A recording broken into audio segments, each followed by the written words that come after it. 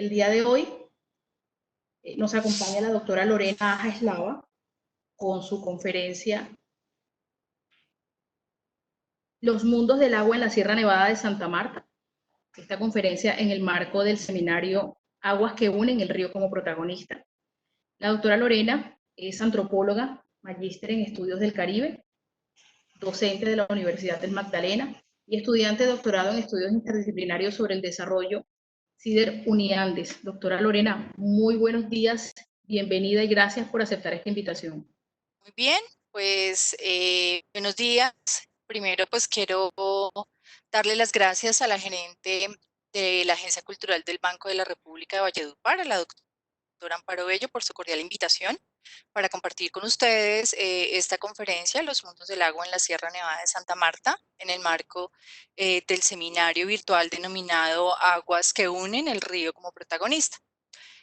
Como pues ya lo dijeron, mi nombre es Lorena Aja, soy docente en la Universidad del Magdalena y actualmente pues estoy realizando mi doctorado en la Universidad de los Andes en estudios interdisciplinarios del desarrollo. Parte pues de lo que voy a compartir con ustedes son algunos avances de mi investigación doctoral. Em, lo que he ido construyendo y el aporte que quiero hacer a esta propuesta del banco de crear espacios de diálogo, reflexión, de acercamiento entre la comunidad, la academia con el territorio, su cultura, su historia, sus recursos naturales y pues particularmente el agua. Este aporte lo hago desde pues mi experiencia en investigación y trabajo como antropóloga con comunidades indígenas de diferentes áreas del país en mis últimos 20 años de vida profesional. Y también, pues desde los debates, lecturas y preguntas que se desarrollan en la línea de investigación, sostenibilidad, ambiente y desarrollo en el doctorado de estudios interdisciplinarios.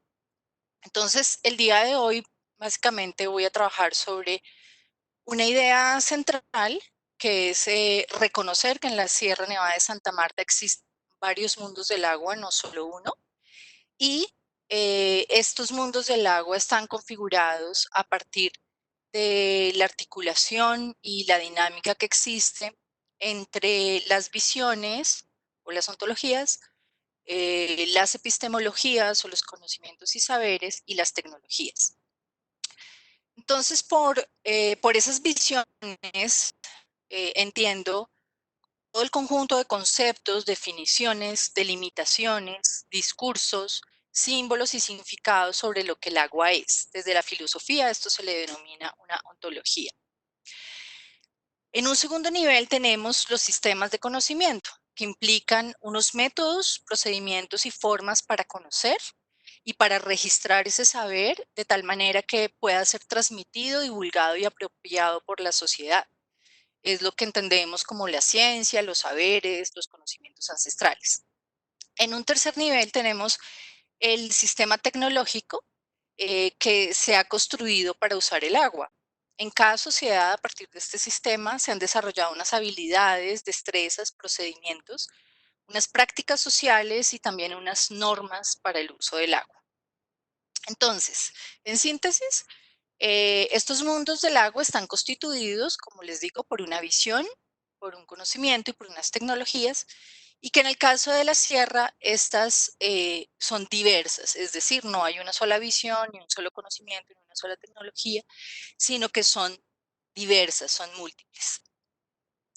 Esta multiplicidad de visiones, conocimientos y tecnologías derivan de la complejidad biológica y cultural de este territorio y también esta diversidad ha implicado que existan muchos conflictos y desafíos en la presente crisis del agua que se vive desde hace más o menos 2 décadas en la Sierra Nevada de Santa Marta.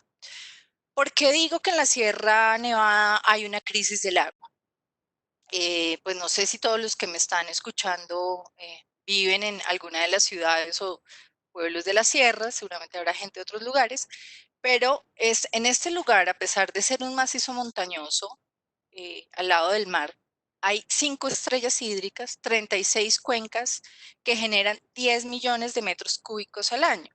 Es decir, hay agua por todas partes. Pero en las ciudades, en los pueblos y en los diferentes sistemas productivos se percibe que hay una escasez del recurso.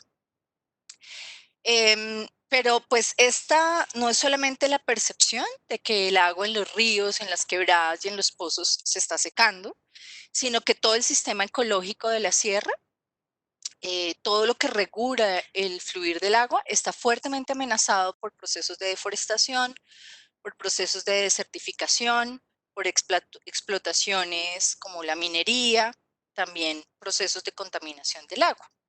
Esto nos lleva pues a hacernos varias preguntas. Parece una pregunta simple, pero pues no lo es. ¿Qué es el agua en realidad? ¿Y qué son esos mundos del agua?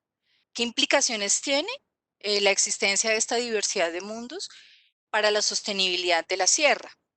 Sobre todo si consideramos pues que el agua es un eje articulador de la vida de los ecosistemas, de los cuales dependemos todos los seres que habitamos en ese territorio. Del agua dependen los cultivos para la seguridad alimentaria, el funcionamiento de las ciudades y todos sus servicios, energía, acueducto, alcantarillado, la industria, la regulación del clima, la temperatura.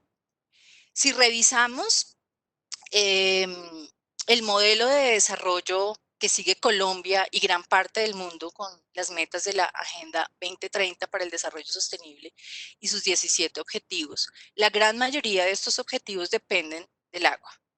O díganme ustedes si podríamos darle fin a la pobreza, erradicar el hambre, lograr la salud y el bienestar para todos, tener una educación de calidad, lograr igualdad de género, agua limpia y saneamiento, energía accesible y no contaminante, trabajo decente y crecimiento económico, ciudades y comunidades sostenibles sin agua. Evidentemente, esto no es posible. O sea, lograr la sostenibilidad de la actual forma de vida no es posible sin agua. Es por ello que se hace cada vez más urgente conocer, comprender, dialogar, reconocer la existencia de múltiples mundos del agua y lo que eso implica en cada lugar y cuáles de estos mundos responden de una manera más adecuada a los desafíos que tenemos.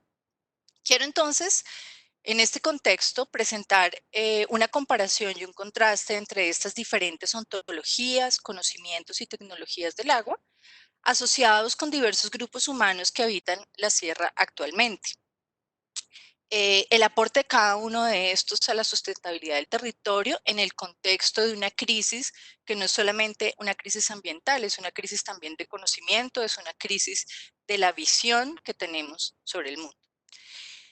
De alguna manera reconocer desde la ciencia, desde las diversas disciplinas, desde los saberes ancestrales y también desde otros lenguajes como el arte, cómo se vive, cómo se narra y cómo se sueña el presente y el futuro del agua en este territorio biodiverso, complejo que es la sierra, es todo un reto. Para mí lo es desde hace varios años. Esta crisis mundial del agua que les venía comentando, que se expresa localmente en formas de escasez, inundación, contaminación, ha surgido, digamos, desde diferentes campos, preguntas de qué es lo que realmente está en juego. Entonces, hay disciplinas como la ecología política, los estudios sociales de la ciencia, los estudios del desarrollo, que se vienen preguntando desde diferentes enfoques, bueno, ¿qué es lo que está pasando con el agua en el mundo?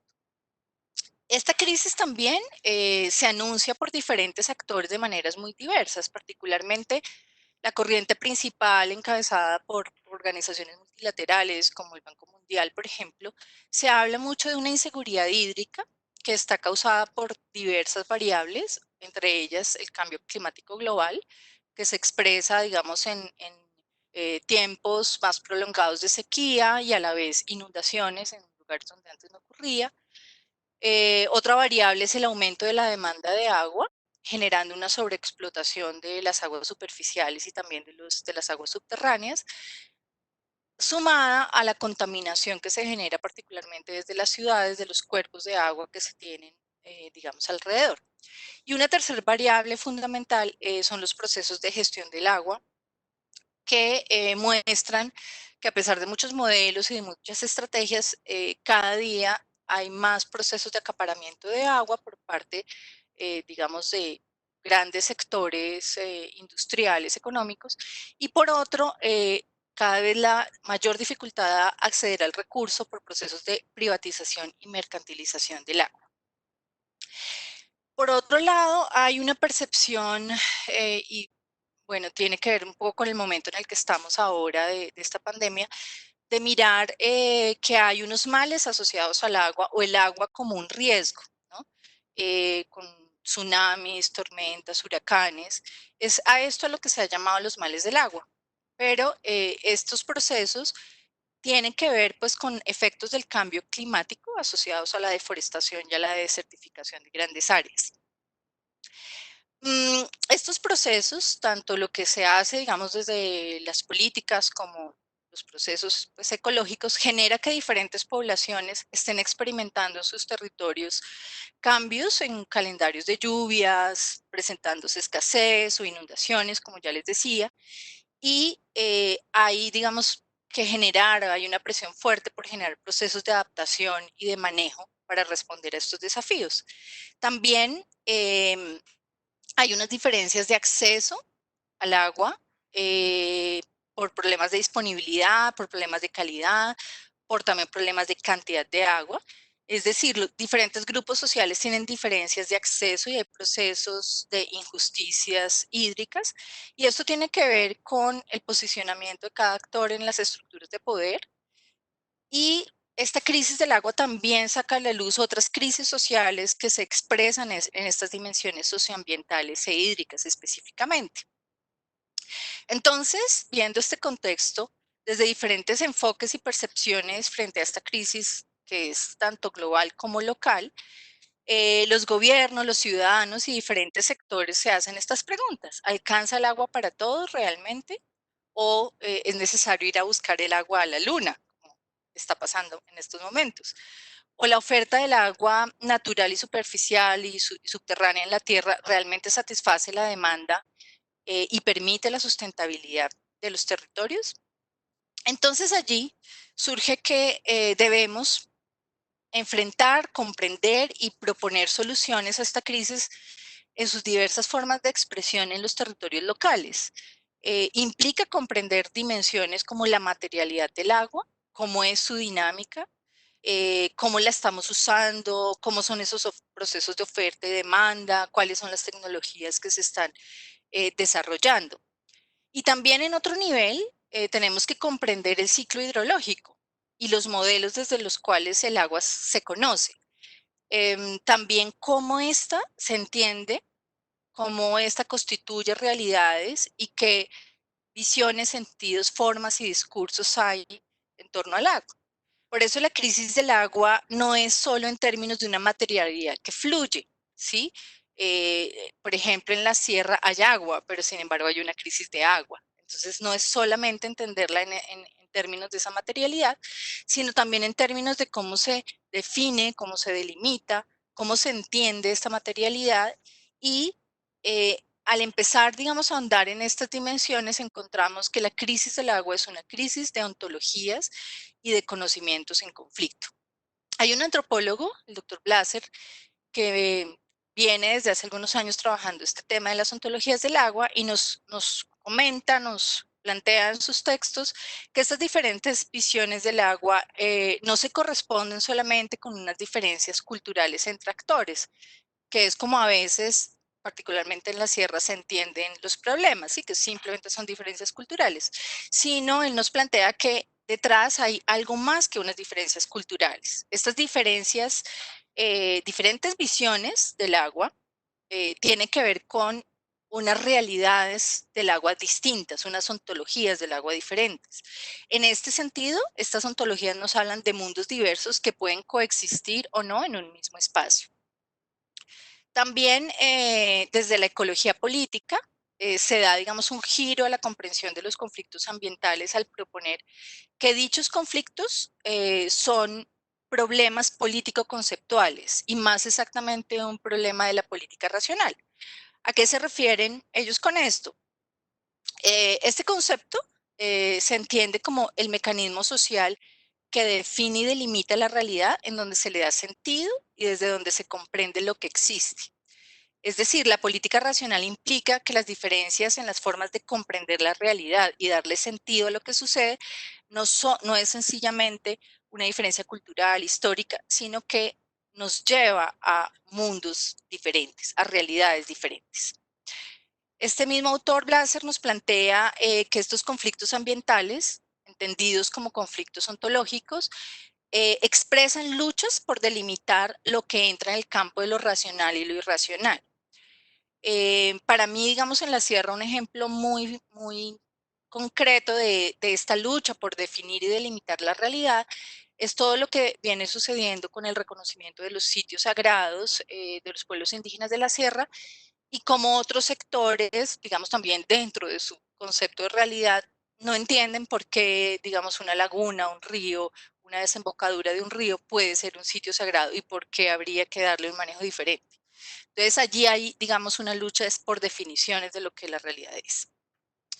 Este autor también pues, nos plantea que ante la crisis de la modernidad y de su ontología hegemónica dominante, pienso, digamos, que lo que estamos viviendo con la pandemia es un indicador claro de esa crisis de nuestra ontología moderna, que está pues configurada por la separación entre la naturaleza y la cultura y la noción de un tiempo lineal y progresivo. En esa crisis empieza, digamos, desde muchos sectores a surgir y a reconocer la existencia de otras maneras de ver el mundo, de que es posible construir otras realidades y otros mundos, y que estas alternativas, digámoslo así, tienen que ver con prácticas no ancladas en la experiencia moderna. Por eso allí surge de manera más importante lo que vienen planteando los pueblos indígenas, pues no solamente en las sierras, sino en Colombia y en diferentes partes del mundo. Estos mundos o realidades constituidas por los seres humanos y los no humanos en sus interacciones son profundamente singulares e históricos y ya no caben en ese contenedor en el que el multiculturalismo pues nos metió, ¿no? En que cada cultura tiene su forma de hacer las cosas, sino que, digamos, va más allá a plantear que hay una multiplicidad ontológica. Es decir, muchas veces, y por ejemplo en el caso de esta pandemia, no estamos hablando de una misma realidad, sino que estamos hablando de múltiples realidades. Esta multiplicidad ontológica es eminentemente política y por eso, digamos, las luchas ahora son tan complejas. Porque en esos escenarios de lucha, por ejemplo, en el caso de los pueblos indígenas, por el reconocimiento de sus derechos territoriales, la disputa no es solo porque ellos sean reconocidos como una diferencia autocontenida, sino como una forma diferente y alternativa de comprensión y de manejo del mundo, que es en definitiva otro mundo. Digamos que en algunos momentos con los pueblos indígenas ellos reclaman que ellos sean reconocidos como autoridades ambientales, no solamente en el territorio de resguardo, sino más allá del territorio de resguardo. Entonces, esto se refiere a que la lucha es por reconocer ese otro mundo que ellos pues han venido construyendo. Este otro mundo, por otra parte, está al mismo nivel que las otras maneras de comprensión, interacción y descripción de la realidad. Por ejemplo, al considerar que los conocimientos indígenas son tan válidos y legítimos como la ciencia occidental. Estos ya no se quedan simplemente en la esfera del folclore, los saberes, los mitos, es decir, el campo de las culturas, como se entiende, digamos, de manera común la idea de cultura, sino que entran en el campo de la definición de la realidad, es decir, de una ontología política. ¿Sí? Definir el mundo es un acto político. Por ello, se trasciende, digamos, de la concepción de un mundo único a un pluriverso, a la existencia de muchos universos. Es lo que se llama el pluriverso.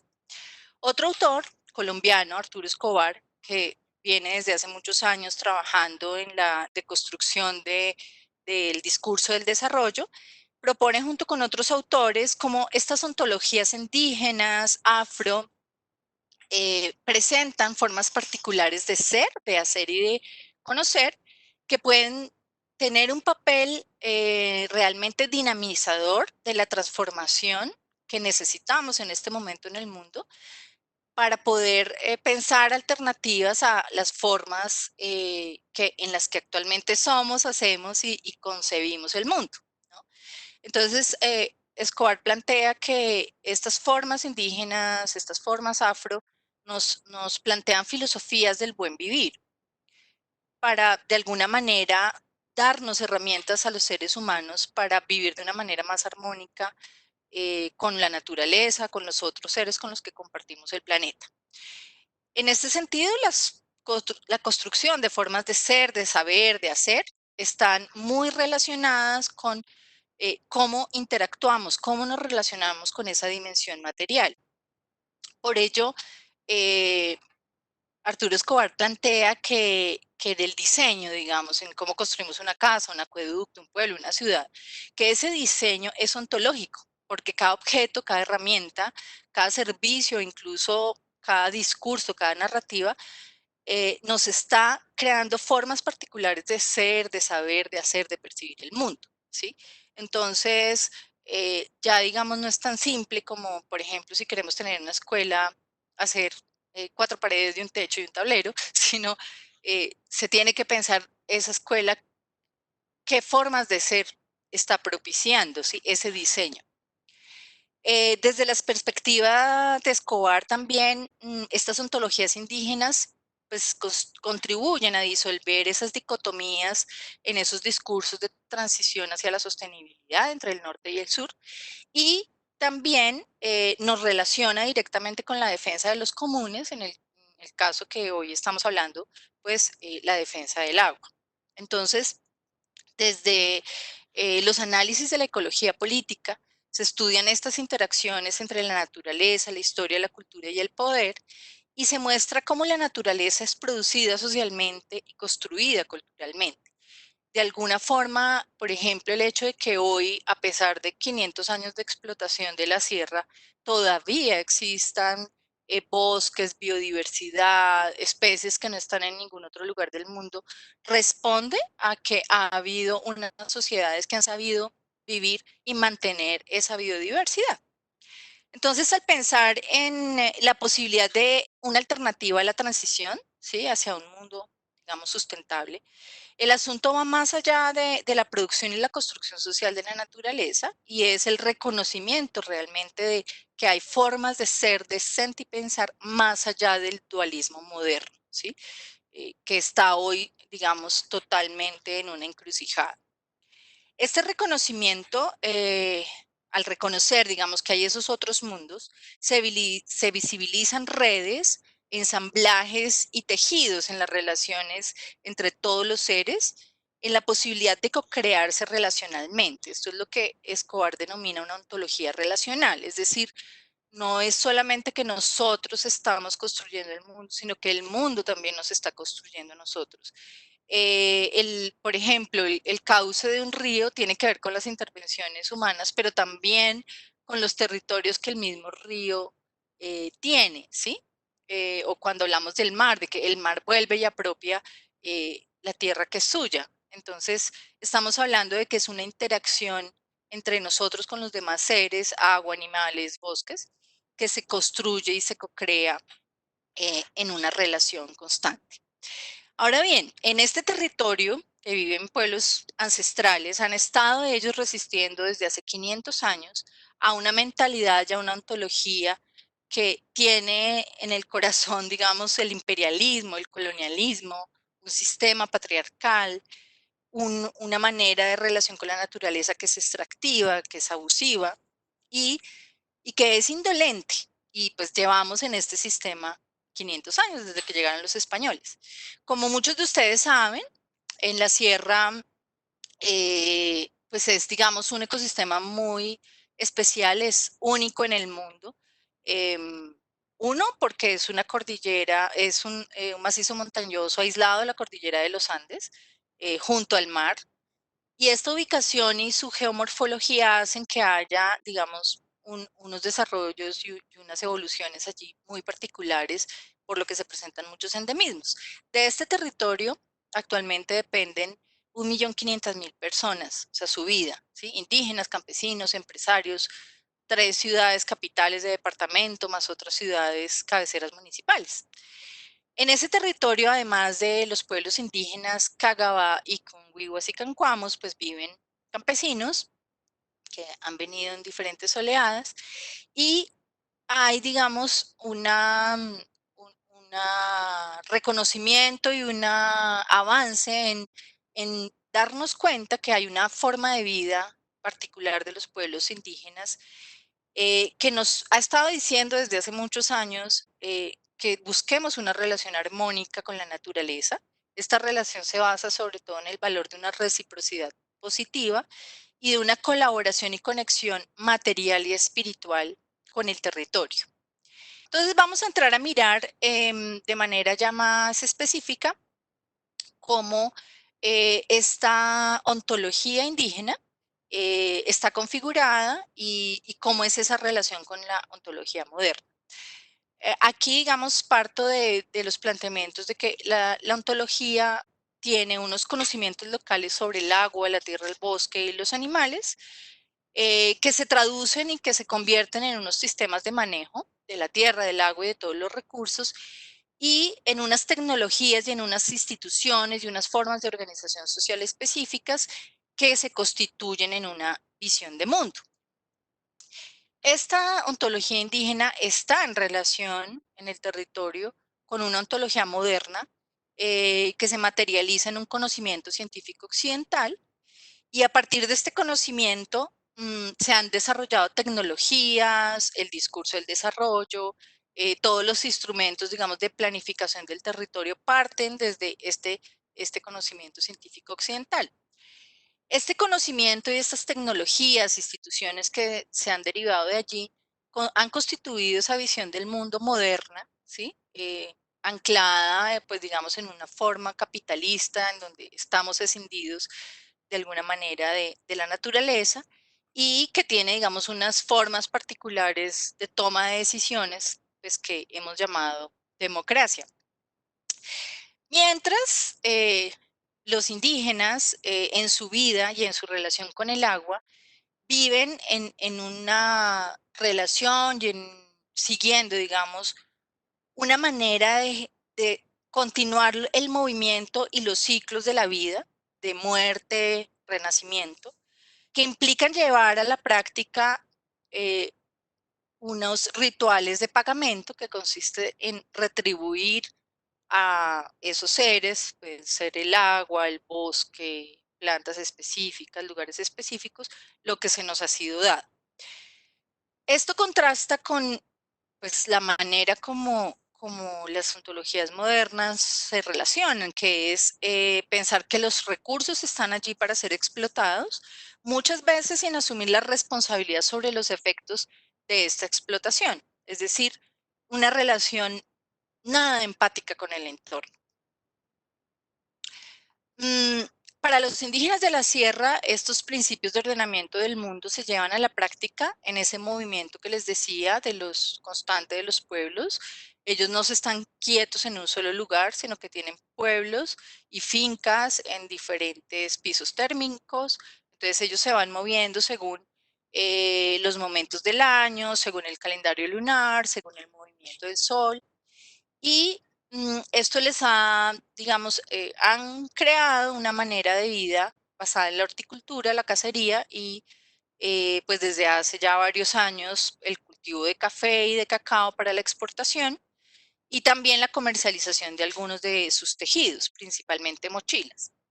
Em, frente a esa crisis que se viene viviendo en el territorio, aunque ellos pues no querían entrar, por ejemplo, en el tema del turismo, pero desde hace unos años se viene también generando algunas alternativas de etnoturismo como una actividad económica. También ellos están, digamos, en una encrucijada muy grande porque se enfrentan a esos desafíos pues, derivados del sistema colonial y extractivista que aún permanece, ¿sí? Por parte del Estado y la sociedad no indígena, hay proyectos para explotar los recursos del suelo, ¿sí? La agroindustria, por ejemplo. También el problema de las economías pues, ilegales de la coca, también la tala ilegal, ¿sí? Se sigue sacando madera de la sierra. Y por otro lado, el subsuelo, toda la explotación de minas de carbón, de caliza, la búsqueda de petróleo y de gas, tanto en la sierra como en el mar y sus alrededores, son pues desafíos que están teniendo que enfrentar los pueblos indígenas en este momento. Entre los problemas más graves de todo esto que estoy describiendo, pues es que esa crisis del agua cada vez se incrementa, cada vez es, digamos, más extendido que las ciudades, que no hay abastecimiento de agua para las ciudades. Eh, También, pues, los desarrollos productivos de banano, palma, pues cada vez están buscando qué alternativas hay para tener agua para sus cultivos. Y el vivir, digamos, estos desastres naturales de inundaciones, o sea, que el agua que no cayó en año y medio cae en 3 aguaceros y destruye todo, pues son parte de las cosas que está teniendo que enfrentar no solo los indígenas, sino toda la gente que está viviendo en este momento en la sierra. Pero entonces veamos un poco eh, cuáles son esas diferencias. Por ejemplo, para los indígenas el agua es un elemento de la vida, em, es un elemento sagrado, es la madre y es una metáfora de este ciclo de la vida. El agua es la sangre y las venas eh, de la madre. Es un camino de conocimiento que conecta y comunica todos los puntos del territorio. Entonces, cuando se interrumpe el fluido del agua en un río, no es simplemente que se esté dejando sin agua a un pueblo, sino que se están interrumpiendo unos procesos de comunicación y de conexión entre ecosistemas, entre especies y memorias que fluyen a través del agua. Por ello, mm, los pueblos indígenas hacen énfasis en que su visión parte desde una relación orgánica con el territorio, reconociendo una unidad con él, en donde se busca esa sustentabilidad, porque el propósito, digamos, de los pueblos, ellos lo dicen, es estar en ese equilibrio y en esa reciprocidad positiva con todos los seres. Ese equilibrio y esa armonía y reciprocidad que reconoce la interdependencia se basa en la conciencia de que si yo te ayudo, tú me ayudas, pero no solo entre los humanos, sino con todos los seres con los que compartimos el territorio. Como les decía, los pueblos indígenas de la sierra tienen una economía de subsistencia, es decir, no acumulan excedentes. Cada familia tiene varias parcelas de tierra en diferentes pisos térmicos, en diferentes cuencas. Esto también hace que su conocimiento del territorio sea muy amplio, ¿sí? Y puedan, digamos, leer e interpretar esos cambios que se están sucediendo en todo el territorio porque lo recorren, ¿sí? Durante, pues, a lo largo de todo el año. Están constantemente moviéndose, tanto cumpliendo, digamos, con los calendarios agrícolas, con los calendarios asociados a los movimientos del sol, las lluvias, la luna, al ciclo de los cultivos permanentes o estacionarios, pero también al sistema de ofrendas y pagamentos que ellos realizan en los sitios sagrados. Ustedes pueden ver allí 2 mapas. El de la derecha es la representación occidental del mapa de la sierra. Los puntos rojos son sitios sagrados, lo que se llama la línea negra, en el mapa de la izquierda vemos la representación indígena de estas conexiones y de estas relaciones del territorio y vemos que es un tejido muy denso, ¿sí? Y cada lugar de esos tiene una función y tiene eh, una necesidad, digamos, de mantenimiento que es espiritual, pero que también es material y que implica que ciertas cosas se pueden o no hacer allí. También es importante destacar que de más o menos los 354 sitios sagrados que hay reconocidos en el territorio, según el último decreto del año 2018, hay más o menos un porcentaje de un 30% de estos sitios están relacionados con cuerpos de agua, o bien nacimientos, ríos, desembocaduras, lagunas, bueno, una diversidad. Entonces, vemos que este tema del agua se vuelve central en el concepto de territorio que tienen los indígenas y en el funcionamiento y en la dinámica que ellos establecen al hacer los pagamentos. Otro elemento importante es, volviendo a la idea del movimiento y del fluir eh, de ellos como pueblos, al igual que el agua, es que ellos generalmente establecen sus pueblos cerca de ríos y quebradas porque tienen básicamente su manera, digamos, de acceder al agua es yendo al río, ¿sí? En unos pueblos, digamos, de construcción más recientes, que ya hay unos sistemas de acueducto a la manera occidental, pero eso es, pues, por ejemplo, parte de lo que me interesa, pues, investigar ahora, qué ha pasado, digamos, con esas incorporaciones de otras tecnologías, pues, al sistema de asentamiento que ellos tienen. En estos pueblos ellos se reúnen más o menos cada 28 días para planificar trabajos, para revisar qué problemas hay. Y esto también hace que haya, digamos, una responsabilidad colectiva sobre el territorio y sobre lo que está pasando en cada uno de estos lugares. Entonces allí comentan, por ejemplo, si en alguna quebrada, algún río, hubo un derrumbe, hubo algún problema, entonces son momentos, digamos, de coordinación y de poner en común qué es lo que está pasando en el territorio. Generalmente estos asentamientos se encuentran en la intersección entre una quebrada y un río de mayor cauce, de tal manera que el pueblo puede acceder a dos fuentes de agua.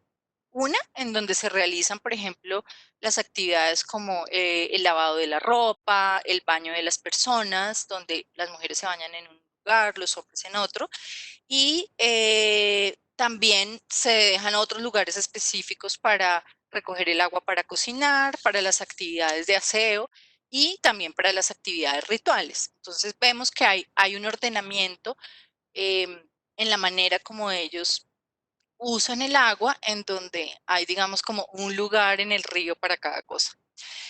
En sus formas tradicionales de uso y manejo del agua, los rituales como ofrendas o pagamentos se entregan en estos sitios sagrados. Es muy importante porque es una forma de reconocer esa relación, reciprocidad entre la sociedad y el agua. Vuelvo otra vez al concepto de la ontología relacional de la que nos hablaba Escobar, em, implica que el agua es otro ser, no es simplemente un elemento, no es un recurso, sino es otro ser con el que se interactúa y que tiene su padre y su madre. Los indígenas hablan del agua desde una ética de la responsabilidad y el cuidado. Entonces, si yo voy a tomar agua de una fuente específica, tengo que ir a pedirle permiso al padre y a la madre espiritual de esa fuente de agua, ¿sí? Esta diferencia en la ontología indígena del agua con, por ejemplo, las ontologías campesinas, nos entra a ver cómo se han ido relacionando, por ejemplo, estos dos grupos. Para los campesinos, por ejemplo, el agua, aunque también es símbolo de vida y muerte y también dependen de ella y son súper conscientes de eso, pero lo consideran más como un insumo para la producción y un bien y un servicio. Para los campesinos, digamos, con economías de subsistencia, el acceso al agua se vuelve, digamos, un eje articulador de sus sistemas productivos. Entonces uno, digamos, se encuentra en muchas fincas campesinas, bueno, cómo se han venido desarrollando unos sistemas de almacenamiento de agua, bueno, también como enredos de mangueras para traer el agua de determinada fuente que se quitan y se ponen según sea invierno, según sea verano, ¿no? También son sistemas muy adaptativos, poco rígidos. Estas digamos, maneras de manejo del agua han tenido que ver también con muchos cambios en la sierra debido pues a los procesos económicos históricos que se han dado durante el siglo XIX, XX y pues XXI. Entre estos cambios quiero destacar mm, los cultivos de banano durante el siglo XIX y XX, los cultivos de café, las bonanzas de marihuana, los cultivos de coca, y también que estas maneras de explotación económica de la sierra generaron unas economías de enclave que se caracterizan básicamente por hacer un uso intensivo de los recursos, del suelo, del agua, de la mano de obra, dejando muy poco. Es decir, hay poca reciprocidad en una economía de enclave. ¿Sí? Se saca, pero no se devuelve y no hay, digamos, como esa conciencia de que, bueno, eso, todo lo que estoy sacando está generando un desequilibrio en el territorio y cómo lo puedo retribuir. En segundo lugar, algo que también ha afectado mucho pues, qué es lo que está pasando con el agua en la sierra, pues ha sido los procesos de colonización asociados pues a la guerra que ha vivido nuestro país, también con la expansión de ciertos cultivos, el café, la bonanza marimbera, la coca, pero pues la existencia, digamos, de esta guerra de guerrillas, luego la guerra con las autodefensas, bueno, y los procesos que conocemos han generado procesos tanto de expulsión de comunidades como de recepción de comunidades campesinas a la sierra, ¿sí? Entonces hay una dinámica poblacional bastante compleja que va a tener unos impactos importantes en la sierra. Otro elemento que hace aún más complejo, bueno, que estos mundos del agua, como se van a entender, es la existencia sobre el territorio de diferentes formas de entenderlo a través de categorías y contenedores territoriales, como por ejemplo, la sierra tiene una reserva forestal, dos parques nacionales naturales, 6 resguardos indígenas. Además, digamos, de todo eso, una división político-administrativa en donde los instrumentos de ordenamiento del territorio hacen pues que se justapongan estas figuras y estas formas de manejo que no tienen, digamos, ni siquiera en discusión que allí hay mundos diferentes, ¿sí? Sino que se da por sentado que todos estamos en un mismo territorio y lo entendemos de una misma manera, pero no es así. Entonces, esto hace una complejidad muy grande. Otro elemento es que pues, estos instrumentos de ordenamiento que les venía hablando, los planes de ordenamiento territorial, por ejemplo, los planes de ordenamiento de cuenca, parten desde una ontología dualista del agua, es decir, se piensa el agua como un recurso en donde pues, lo que preocupa es cuál es la oferta, cuál es la demanda, cuál es la disponibilidad, y pensamos que el agua puede ser susceptible de control por parte de la sociedad. Entonces, de, de esta idea surge como diferentes enfoques del manejo del agua, ¿sí? Manejo integrado de recursos hídricos, gestión colaborativa, gestión pública. Sin embargo, digamos que en la sierra se ha intentado experimentar unas apuestas al reconocer, digamos, los derechos territoriales indígenas, ellos estar integrados a los procesos de ordenamiento de cuencas, ¿sí? En el caso de la cuenca del río Guatapurí, por ejemplo, con proceso de consulta previa para hacer el proceso de ordenamiento.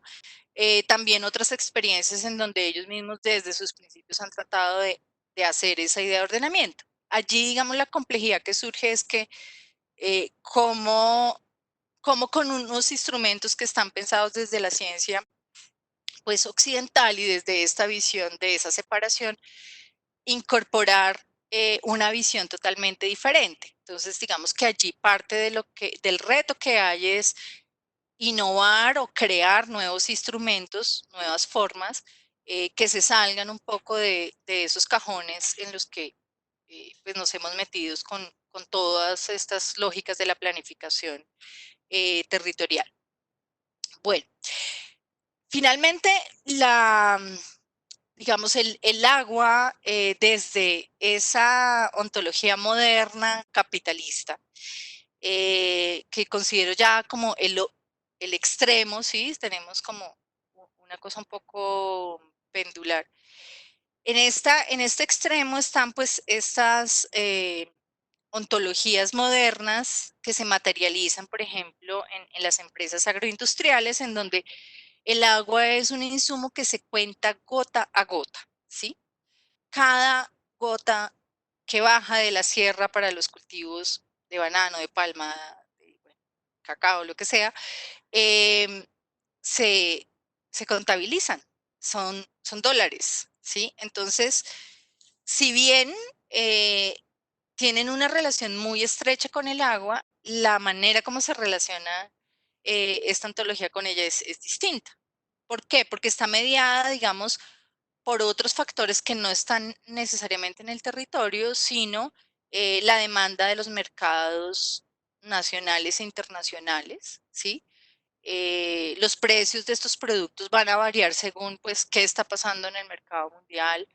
Entonces, vemos que empiezan a intervenir en esas demandas de agua unos elementos en los cuales el territorio no tiene control, ¿no? Y esto genera también problemas muy fuertes. Los agricultores industriales hablan del agua pues desde una perspectiva de desarrollo en donde se busca una mayor inversión en infraestructura para optimizar la producción y es lo que le exigen al Estado. El control del agua, por ejemplo, a través de distritos de riego, reservorios, presas, hidroeléctricas, sistemas de riego gota a gota para cada planta o sistemas de inundación de predios, hacen, digamos, que haya un manejo realmente muy distinto a lo que veíamos antes en relación a las ontologías indígenas o incluso campesinas. Esta ontología básicamente se fundamenta en esa separación de la sociedad y la naturaleza, en donde la sociedad está por encima de la naturaleza, con el fin de lograr el máximo beneficio de los recursos extraídos. Esta ontología del agua se concibe como capital, mercancía y riqueza. Entonces, esta forma de entender el agua es hegemónica porque hay una asociación entre la empresa agroindustrial y el Estado, a través de la cual dominan e imponen sus creencias, valores e ideologías en torno al agua, su uso, su gestión, y se legitiman a través de políticas públicas y proyectos en nombre del bien común y del desarrollo regional. De alguna manera, en algunos sectores de la sierra hay disputas entre el agua para el consumo de los pueblos, de la gente, o el agua para los cultivos. Hay ese tipo, digamos, de desafíos. Entonces, esta ontología del agua entiende como la división y la separación también de los seres humanos y la naturaleza, y en donde se destruye esta diferencia y el agua se controla para la acumulación de excedentes. Se monopolizan embalses, empresas, en distritos de riego, y entonces está totalmente, digamos, mediada por el mercado y la demanda de productos. ¿Qué es lo que tenemos entonces en la sierra en este momento? Tenemos tres ontologías que están compitiendo por 10 millones de metros cúbicos de agua y que en el caso, digamos, de los pueblos indígenas, la lucha por que los discursos de reconocimiento de sus derechos territoriales realmente se pongan en la práctica, es una lucha casi que de vida o muerte, ¿sí? Hay digamos, como un quiebre en este contraste, en estas ontologías dualistas del agua y estas ontologías mucho más integradoras, ¿sí? Una en donde la sierra y el agua se entiende como esa despensa, esa fábrica de agua, y donde se espera, digamos, que el agua desemboque finalmente pues en los bancos y en la industria para seguir creciendo pues, económicamente.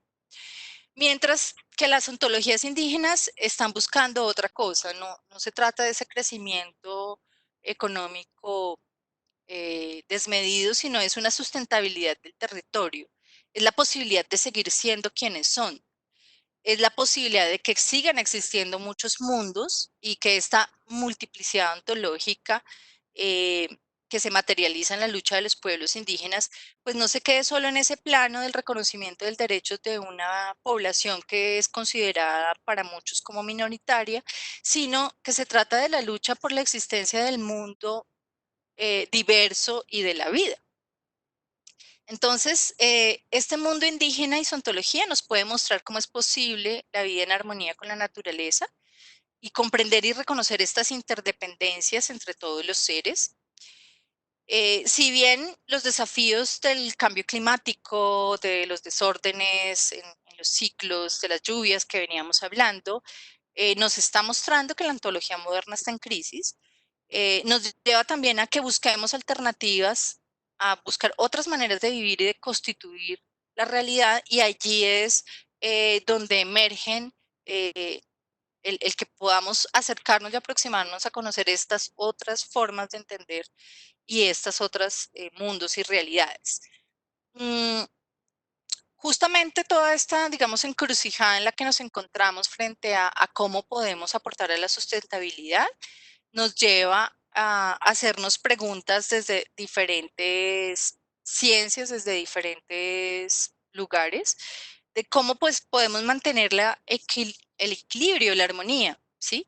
Y que no es solamente un problema de lo local, o sea, nos lleva también, digamos, a cómo conectamos eso pequeño de lo micro, de lo que está pasando en una parcela, en un hogar, ¿sí? Con el agua, a lo que está pasando a nivel global, ¿no? Entonces, esa es como una de las preguntas y desafíos que tenemos en este momento.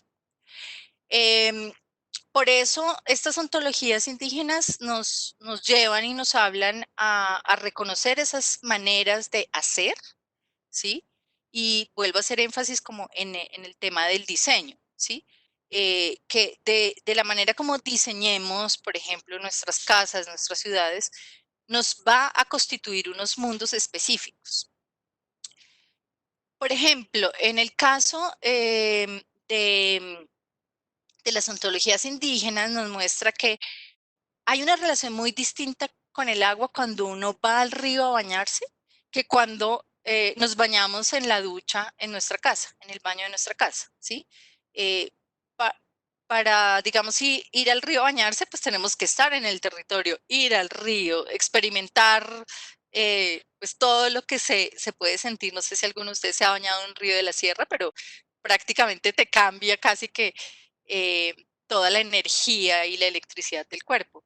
Mientras que si tú te bañas en tu casa, has tenido toda una mediación de tener un sistema de acueducto, pagar el agua, eh, generar, digamos, todos unos sistemas de administración para que tú muevas la pluma, abres la llave y por allí salga agua. Entonces, son relaciones muy distintas. También tenemos que pensar que las prácticas de poder relacionadas con esta creación de mundos a partir de unas visiones, de unos conocimientos, en el caso de las ontologías indígenas del agua, nos lleva a reconocer la relación con los dueños espirituales del agua. Y no estoy hablando aquí de religión, ¿sí? Sino pues de una existencia en otras dimensiones de la vida, como es esa dimensión espiritual, y reconocer que el agua como ser fluye, tiene memorias, tiene saberes, tiene conocimientos, y que hay posibilidades de una gestión comunitaria del agua, que es un poco diferente. Entonces, pensar estas ontologías indígenas del agua y sus aportes a la sustentabilidad nos abre el abanico de aproximaciones a pensar y reconocer y sentipensar los mundos del agua que fluyen y se tejen en la sierra, no como objeto, sino como conceptos que nos ayuden a pensar sustentabilidades posibles. De alguna manera, sustentabilidades que están aún por construir, no desde simplemente describirles cómo es que viven los indígenas, su relación con el agua, o los campesinos, o los empresarios, sino pensar en cómo y cuál es nuestro posicionamiento ante ese fluir, ante el evaporar, ante el arremolinarse, el caerse y golpearse en olas, o el flotar, o pagar lo que la sierra, el agua nos ha dado a través de fluidos, de nuestros propios fluidos, como las lágrimas, la menstruación o el semen. Esos pensamientos que ahorita estamos pasando por este cauce, espero pues que les haya hecho pensar en transformar su propia relación con el agua. Muchas gracias. Gracias, Lorena. Y bueno, vamos a iniciar entonces el ciclo de preguntas. Gracias por la ponencia. ¿Existiría alguna vía de conciliación entre la ley natural que siguen los pueblos de la sierra y la presencia de los hermanos menores con sus acciones sobre la sierra?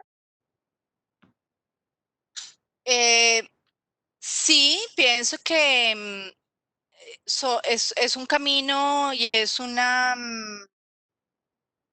digamos, una solución en doble vía. No se trata solamente de que los hermanos mayores o los pueblos indígenas tengan que ceder y adaptarse, sino, como lo venía diciendo, nosotros reconocer que podemos nosotros también transformar nuestra relación con el agua, ¿sí? Eso ya, si lo llevamos a un plano de una política pública, por ejemplo, lleva a que no tengamos en este momento instrumentos conocidos. Implica, digamos, una gran inversión en creatividad y también en aprender lenguajes diferentes, ¿sí? Por ejemplo, cuando se va a hacer un trabajo de diferente índole en la sierra, antes de hacer el trabajo se tiene que hacer el pagamento sobre ese trabajo y todo lo que eso implica. Eso nos lleva a llevar a la conciencia, por ejemplo, si voy a construir una casa, entonces, ¿cuáles son todos los materiales que necesito para construir esa casa? Y cuando uno se empieza a hacer conciencia de todo lo que implica un proyecto como estos, que puede ser sencillo construir una casa, empiezan a surgir, digamos, estas ver esas formas de relación distintas que puede haber con el territorio, ¿sí?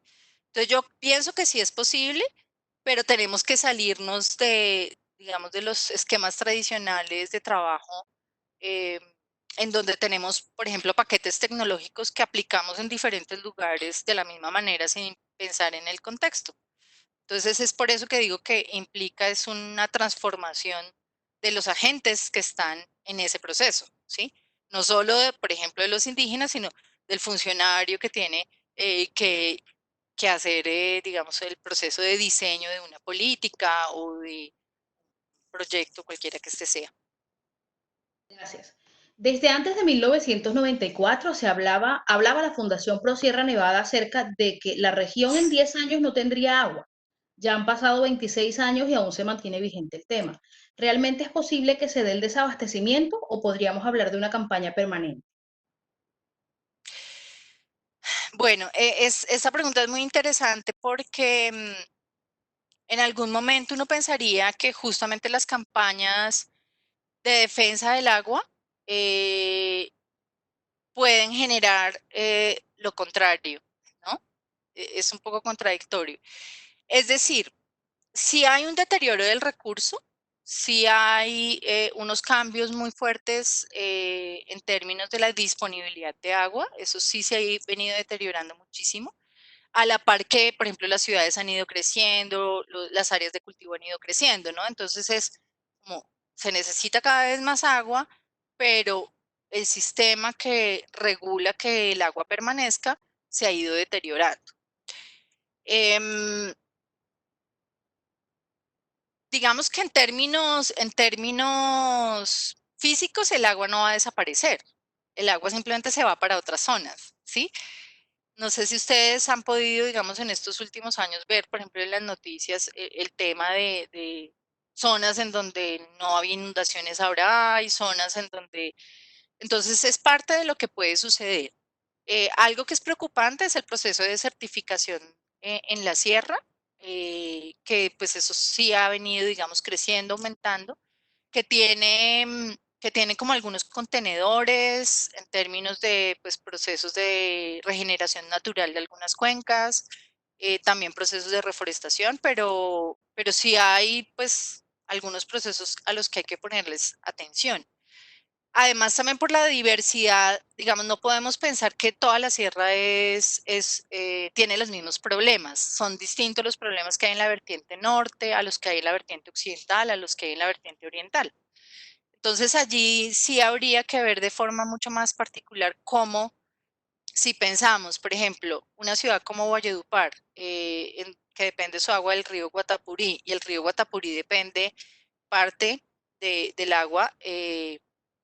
Pues de lo que pasa en la zona alta, de si hay deshielo o no. Entonces, a eso me refiero de que las soluciones son soluciones locales para contextos específicos, entendiendo que estamos, digamos, en una dinámica mucho más amplia, ¿no?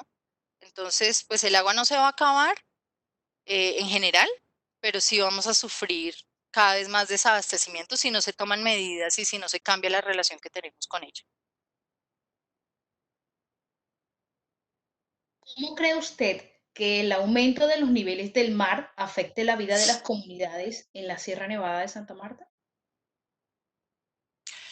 Bueno, digamos que el aumento del nivel del mar y ahí sería interesante mirar pues, los informes del INVEMAR en relación a pues como las medidas que se han tomado en las zonas litorales y costeras por los temas de cambio climático. Pero digamos, los primeros afectados son las poblaciones, por ejemplo, de pescadores que cada vez tienen menos espacios para la pesca. Y esto también está pues transformando las dinámicas ecosistémicas en el mar, ¿no? También especies de peces que están migrando hacia otras zonas, están llegando peces de otros lados. Bueno, entonces, por un lado, lo que sucede en el mar, pero también lo que sucede con las poblaciones costeras. Entonces, digamos, la pérdida de tierra y de espacios de habitar, ese es, digamos, uno de los problemas que va a haber.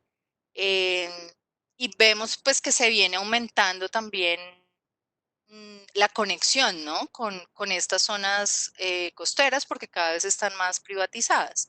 Entonces, pues va a afectar de muchas formas. Hay que pensar también en cómo estas dinámicas de cambio del paisaje eh, pueden ser también manejadas pues, por los diferentes municipios, ¿no?